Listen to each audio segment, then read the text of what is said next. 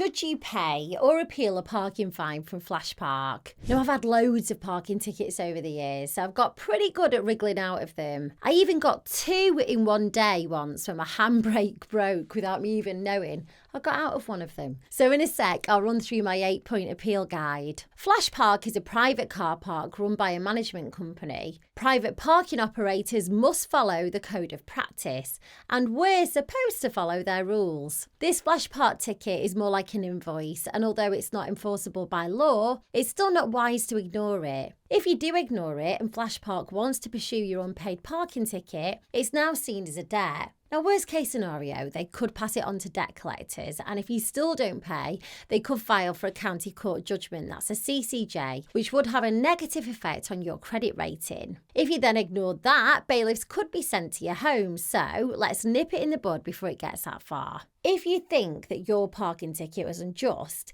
let's see if we can get you out of it with my 8 parking ticket loopholes. Maybe you parked correctly in the right bay and the car park signs or bay markings weren't visible. Take loads of photos as evidence. You could appeal the fine because Flashpark didn't provide clear signage or markings, making it impossible for you to know where to park. You received the Flashpark charge notice over 14 days after you parked a vehicle in the private car park. According to the code of practice, parking operators must send a PCN within 14 days of the parking offence. If they don't, it's grounds for appeal. The operator gave you a parking charge notice over £100.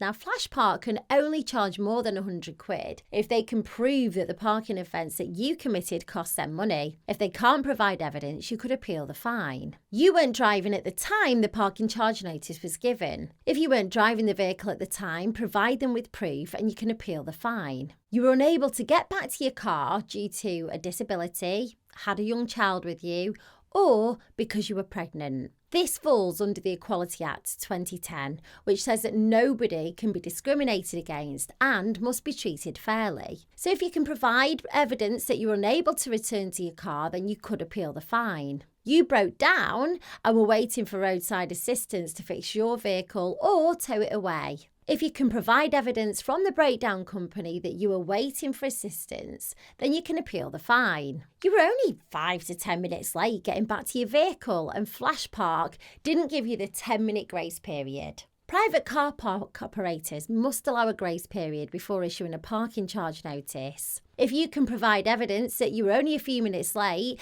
and the operator didn't give you the grace period, then you can appeal the fine. If you're still unsure, it might be wise to talk through your parking fine with an online solicitor like Just Answer. They offer a £5 trial and it could save you a lot of time and money if you don't have to pay for your ticket. Ask them on the online chat about your Flashpark ticket predicament and they should be able to shed some light for you. I'll leave a link below the video and if you use it, you'll be supporting Thrifty Family, so thanks.